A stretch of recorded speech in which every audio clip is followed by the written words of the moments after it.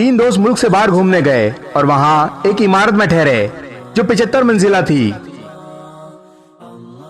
उनको 75वीं मंजिल पर रूम मिला। इमारत की इंतजामिया ने खबरदार करते हुए कहा, हमारे यहाँ का निजाम आपके मुल्क से अलग है। यहाँ रात 10 बजे के बाद लिफ्ट बंद कर दी जाएगी। 10 बजे से पहले आना होगा, वरना आपको सीढ़ियों के जरिए रूम तक जाना होगा।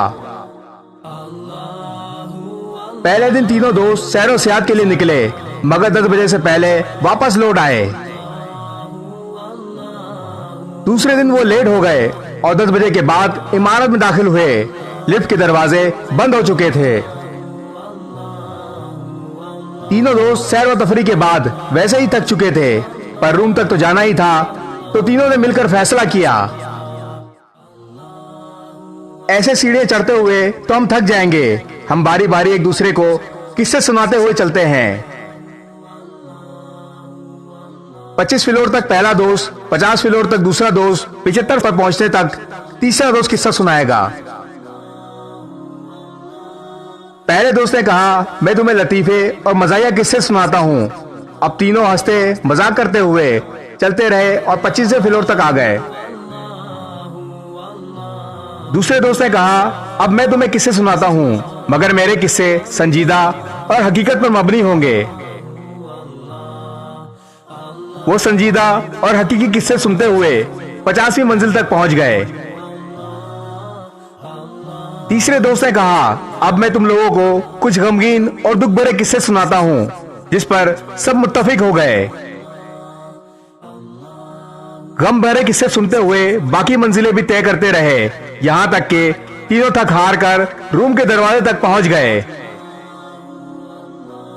दरवाजे पर पहुंचकर तीसरे दोस्त ने कहा, मेरी जिंदगी का सबसे बड़ा गम भरा किस्सा यह है कि हम कमरे की चाबियां नीचे इस्तकबालिया पर ही छोड़ आए। ये सुनकर तीनों पर गशी तारी हो गई, मगर दोस्तों, कहानी के अंदर की कहानी अभी बाकी है। बात अभी मुकम्मल नहीं हुई। इस किस्से में आपके लिए इबरत है। हम लोग जो कि अपनी जिंदगी के 25 साल हंसी मजाक खेल कूद में लगा जाते हैं, फिर बाकी के 50 साल तक शादी, बच्चे, रिस्क की तलाश, नौकरी जैसी संजीदा जिंदगी में फंसे रहते हैं। 75 साल की उम्र में बीमारियों, अस्पताल के चक्कर, बच्चों के गम और ऐसी हजारों मुसीबतों के साथ गुजारते हैं। यहां तक कि जब मौत के दरवाजे पर पहुंचते हैं तो याद आता है कि चाबियां तो हम साथ लाना ही भूल गए। इस जन्नत की चाबी जिसको हम अपनी मंजिल समझते हुए ये जिंदगी गुजारते रहे, अभी भी वक्त है आपके पास। इन चाबियों को साथ ले जाना मत भूलें। इस वीडियो को शेयर जरूर करें। हो सकता है आपके एक शेयर से ये बात किसी के दिल में उतर जाए।